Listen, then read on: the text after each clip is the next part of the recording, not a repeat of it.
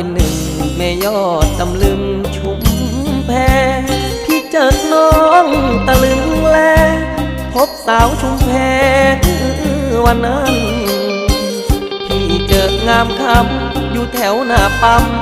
น้ำมันเก็บมาเพอมาฝัน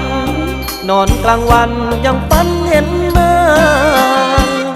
เหมือนมีเสน่ห์มาเกาะที่กลางดวงใจถึงตัวพี่จะอยู่ไกลแต่ยังคิดถึงไม่สางเจ้าอยู่อีสานส่วนตัวพี่นั้นสิอยู่ภาคกลางคงจะไม่มีทางจะได้น้องนางมาแนบกาย